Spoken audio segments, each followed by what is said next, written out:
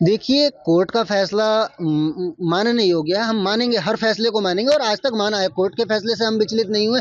हमारा हिंदू समाज जब कोर्ट गया, कोर्ट के भरोसे पर ही तो गया।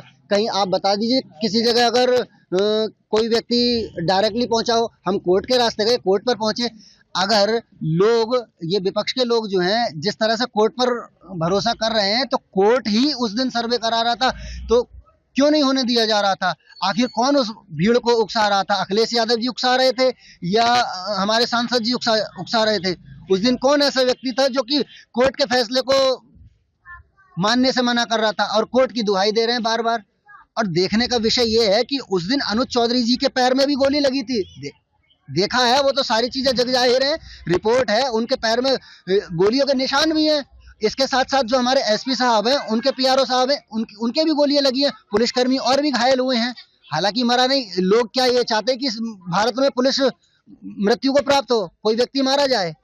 कोई भी भीड़ इकट्ठी करेगा और पुलिस को मार लेगा, प्रशासन को मार लेगा, तो फिर न्याय कौन करेगा? आखिर कोर्ट न्याय करे, प्रशासन न्याय करे? प्रशासन का काम न्याय करना है, न्यायालय का काम न्याय करना है, तो वो न्याय करे। जो सत्य है उस पर जो भी कार्रवाई हो वो करे, एक पक्ष को सहारा ना दे। देखिए, कोर्ट के हर फैसले का स्वागत है। उस दिन भी कोर्ट के ही आदेश पर सर्वे हो रहा था और अनुज चौधरी जी की जो ड्यूटी लगाई गई थी, वहाँ पर जो सर्वे की टीम थी उसकी सुरक्षा के लिए लगाई गई थी। और उस दिन हुआ क्या था, आप उससे पहले की दंगा होने से केवल 10 या 15 मिनट पहले की आप वीडियो देखेंगे कि अनुज चौधरी जी किस प्रकार से वहाँ जो भीड़ इकट्ठा हो रही थी लगातार, उसको समझाने का प्रयास कर रहे थे। बोले भाई, अंदर तुम्हारे साथ के भी लोग हैं, दूसरे पक्ष के लोग भी हैं, केवल सर्वे कर रहे हैं, देख रहे हैं, अगर दूध का दूध पानी का पानी हो जाएगा, सामने आ जाने दो। लेकिन वहाँ पर पथराव करती हुई भीड़ जब आई, उस समय पर अगर उस दिन संभल के अंदर हमारे अनुज चौधरी जी ना होते, हमारे एसपी साहब के बिश्नोई जी ना होते, डीएम साहब डॉक्टर राजेंद्र पेशिया जी ना होते, तथा अन्य पुलिसकर्मी, सुरक्षा के जवान अगर उस दिन संभल में ना होते, तो उस दिन हिंदुओं का सामूहिक नरसंहार निश्चित था, जो कि 1978 से भी अधिक हिंदुओं की हत्या होती। उसमें हिंदुओं के घर लुटते, बहन बेटियों के साथ बदतमीजियाँ होती।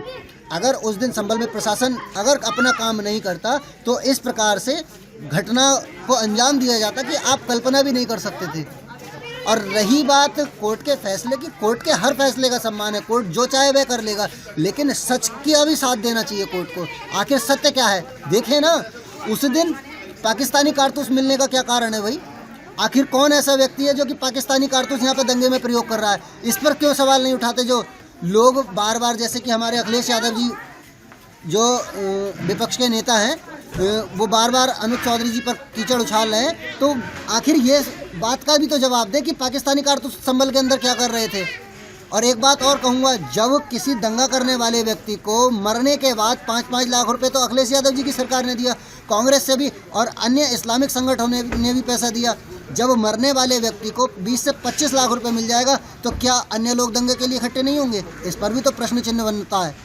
तो कोर्ट जो है एक बार उनका भी सर्वे कराए ना कि दंगे में जो दंगा करने वालों को पैसा कौन दे रहा है, फंडिंग कौन दे रहा है, कारतूस कौन दे रहा है, गोलियां कौन दे रहा है, और उसमें निष्पक्ष रूप से जांच हुई है कि किस तरह से गोलियां चली हैं। और हालांकि वो गोलियां जो चली हैं वो प्रशासन के बोर से एक भी हत्या नहीं हुई है, वो आपस में जिन लोगों ने गोली चलाई है उन्हीं की गोली से हत्या हुई है। एक बार रिपोर्ट देखें ना आप, एक बार जाँच देखें, पुनः जाँच कराएं, लोगों से बात करें जो वहाँ पर मौजूद थे, प्रशासन के लोग, मीडिया लोग, या जितनी भी फोटोग्राफी वीडियोग्राफी हुई है वो झूठ है।